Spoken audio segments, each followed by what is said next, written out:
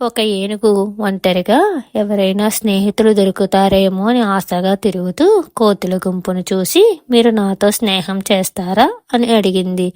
కోతులు అబ్బో నువ్వెంతో పెద్దగా ఉన్నావో, మాలాగా కొమ్మలు పట్టుకుని ఉయ్యాల జంపాలా ఊగగలవా, అందుకే మనకి స్నేహం కుదరదు అన్నాయి. ఆ ఏనుక్కి కుందేలు కనిపించింది. హాయ్ కుందేలు, నాతో స్నేహం చేస్తావా అని ఆశగా అడిగింది. నువ్వింత పెద్దగా ఉన్నావు, నాలా చిన్న కన్నాల్లోకి దూరగలవా, మనకి స్నేహం ఎలా కుదురుతుంది అంది. ఆ తర్వాత ఏనుగు కప్పను కలిసింది. దాన్ని కూడా స్నేహం కోసం అడిగింది. నువ్వింత పెద్దగా ఉన్నావు, నాలాగా గెంతలేవు, నీతో స్నేహం నాకు కుదరదు అని చెప్పింది. దారిలో ఒక నక్క కనిపిస్తే దానిని కూడా అడిగి కాదనిపించుకుంది. ఈలోగా అడవిలోని జంతువులన్నీ చెల్లా చెదరగా పరిగెడుతున్నాయి. ఏమైంది, అంత భయంగా పారిపోతున్నారు అని ఒక ఎలుగుబంటిని అడిగింది.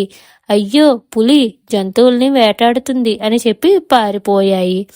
ఏనుగు ధైర్యంగా తన స్నేహితులందరినీ కాపాడాలని అనుకుంది.